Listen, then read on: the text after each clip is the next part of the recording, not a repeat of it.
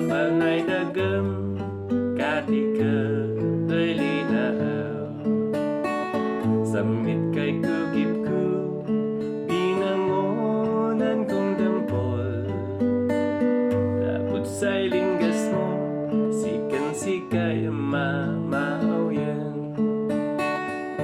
Lalo labilay sikaray nananang.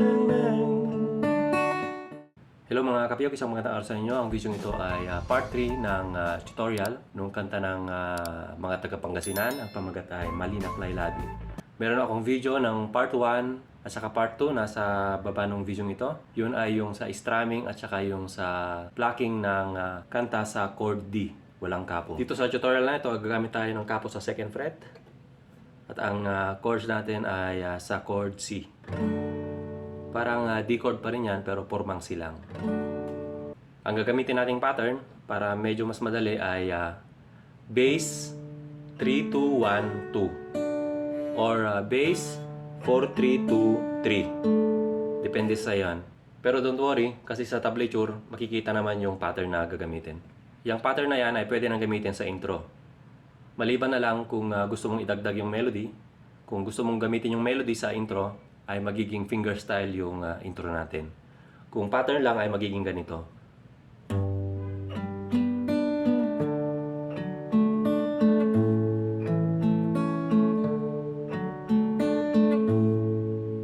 Kung idagdag mo yung melody, tan tanan tan tan taran, tan taran tan tan tan taran. Kung fingerstyle maging ganito.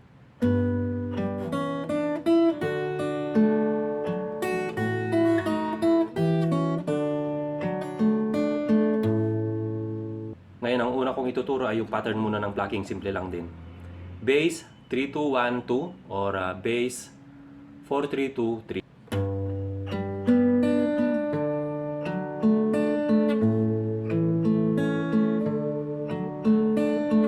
Malinak laylabi. Yan ay sa F. Bass 4, 3, 2, 3. Then C. Bass 4, 3, 2, 3 or bass 3, 2, 1, 2. Nasa yan. Then G. Bass 4, 3, 2, 3. Then balik ng C. Then G. Ngayon kung gawin mong fingerstyle ay magiging ganito.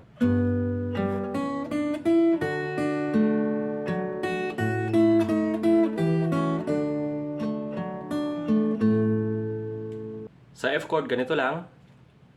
Sabay ang bass sa 3rd string. Then, 4th string. Punta ka ng 2nd string. Open. Lagay mo yung sa 1st fret. Then, 3rd fret.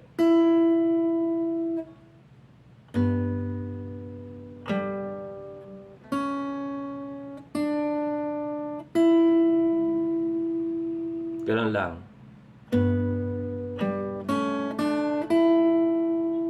Sunod dyan ay C chord.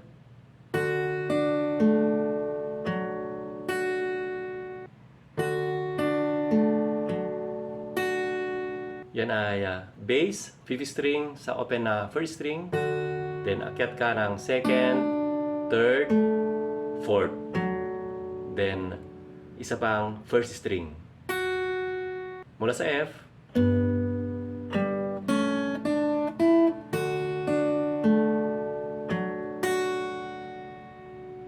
Then next ay G.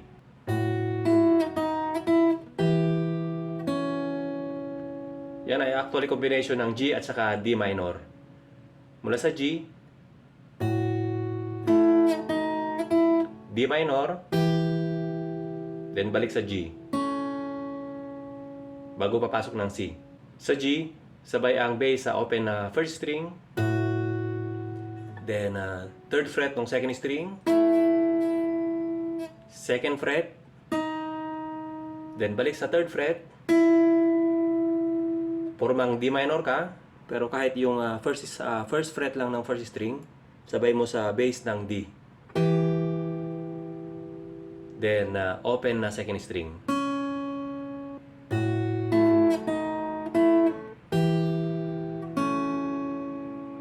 Then C. G. Pasok na ang verse.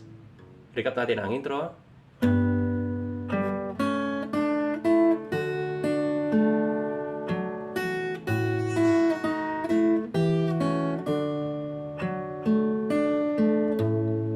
Malinaklay labi. Ngayon, pagdating sa verse, yung pattern lang na main ang gamitin natin. Yung bass 3-2-1-2 or bass 4-3-2-3. Gawin natin ang verse mula sa intro.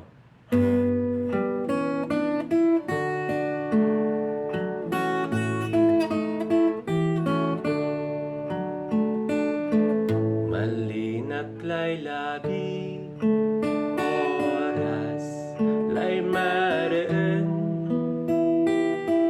mapalpal na'y dagam, katikap day linaaw. Samit kay kugip ko, di nangunan kong tampol, lapot sa'y linggas mo, sikay ang mamauyan.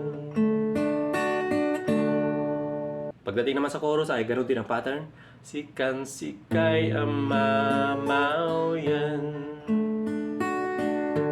lalo labilay na sikalay nananang, napunas na namin so erman ya bibitan, no nanonotan kuray samit kaugali, at takanalingwanan hanggat kauyos sa bilay. Then, pagkatapos ng chorus ay instrumental. Yung instrumental, ang gagamitin mo lang chords ay gaya nung sa verse. Dito sa instrumental ay pwede mong gawing fingerstyle. Kauyos sa bilay.